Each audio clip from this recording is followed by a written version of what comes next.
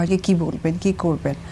তো আমি আমার মাঝে ওটা কখনোই খুঁজে পাই না। তবে যেটা আমি মিশা ভাইয়ের কাছে দেখেছি খুবই কাছে থেকে, পারিবারিকভাবে দেখেছি, সেটি হচ্ছে যে মিশা ভাইয়ের থেকে বুদ্ধিমান এবং আমরা যে প্রফেশনে আছি সেই প্রফেশনটাকে কিভাবে সামনে এগিয়ে নিয়ে যাওয়া যায় সম্মানের সাথে, এবং আমি আমার নামটাকে সেই সম্মানভাবে ধরেই নিয়ে যাব, যেটা ভাইয়ের থেকে শেখার আছে। কারণ আমি যতটুকু জানি মিশা ভাই সহকারী মিশা ভাই যে খল চরিত্রে অভিনয় করেছেন এরকম অনেকেই ছিলেন, প্রতিষ্ঠিত অনেকে ছিলেন, কিন্তু তারা কোনো না কোনো কারণে ছিটকে পড়ে গেছে।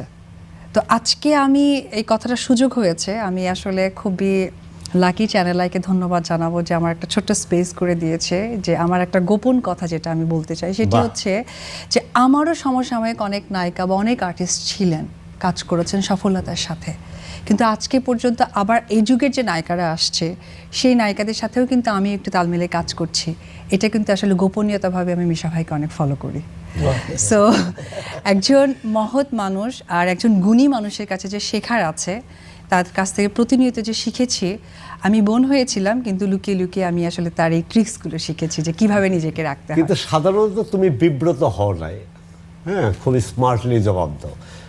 আমি একটু বলি যে তোমরা তিনজনে একসঙ্গে অনেকগুলো ছবি করেছিলে, মিশা সওদাগর, তুমি এবং শাকিব খান। জি, হায়েস্ট ছবি, মানে আপনি বাংলাদেশে যদি যাবেন, মানে আমরা তিনজন থাকলে আমি সত্যিকার অর্থে বলি যে মান্নার মৃত্যুর পর থেকে আমি, সাকিব, অপু, শুধু আমরা তিনজন থাকলে ছবি হিট একেবারে একদম।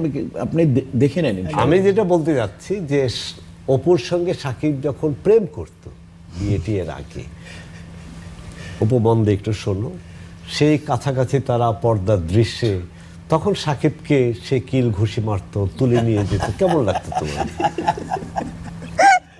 আসলে এটা যেহেতু সিনেমা, সো আমি তো জানতামই, এবং আজকে শাকিব খানও এটা বলবে, আজকে শাকিব হয়তো যুক্ত হলে বা থাকলে ভালো লাগতো। আমার মনে আছে আমি, মিশা ভাই এবং শাকিব আমরা প্রথম একটা দেশের বাইরে শো করতে চাই, সেটা ছিল কাতারে। তো কাতার এয়ারওয়েজের টিকিটটা একটু এদিক সেদিক হওয়ার কারণে আমরা কিন্তু একটা ফ্লাইট মিস করে সেকেন্ড ফ্লাইটে যাই।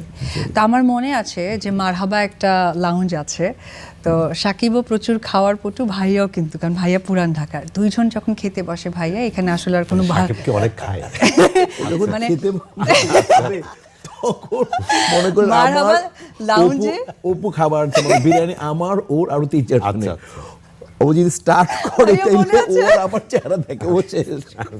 তো মারহাবা লাউঞ্জে গিয়ে আমি দেখেছি যে মিশা ভাই এবং সাকিবের কম্পিটিশন খাওয়ার। তো সেক্ষেত্রে আরেকটা যেটা দেখেছি, ভাইয়া কিন্তু সঙ্গে সঙ্গে তাকে বলেছিল যে সাকিব এখন নামাজের টাইম হচ্ছে, চলো আমরা নামাজ পড়ে আসি।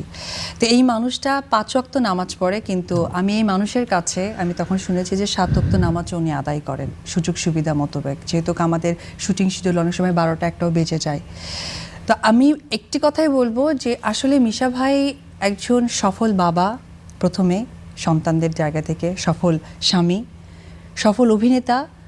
আজকে বাংলাদেশে 60 বছর তার হয়েছে, আমি মনে করি না তার 60 হয়েছে, সে এখন বাংলাদেশের সফল একজন ব্যক্তিত্ব। হ্যাঁ, সফল স্বামী আরও বলতে পারি এই কারণে যে আমি একটা রিল দেখলাম যে এ যাবৎ মিশা তার ওয়াইফকে রান্নাঘরেই ঢুকতে দেয়নি, যে রান্না করবে, কষ্ট হবে ওয়াইফের। আমি কোনোদিন বলিনি এক কাপ চা দাও আমাকে, আমি লাইফে বলিনি। কেন এত ভালোবাসা? না না, ভালোবাসার জন্য না, আসলে হয়েছে কি, মানে আপনার বৌমা মানে স্টুডেন্ট অত্যন্ত ভালো ছিল, ও তো ডক্টর ছিল, চিনোনা মেডিকেল কলেজে পড়তো, 5ABতে 8ABতে এইটা সেটা স্টার মাস্টার, আমরা তো মোটামুটি পাস করি, আমরা তো শুধু পোস্ট পাস করি জামা কাপড় ঢাকায় হিসাবে।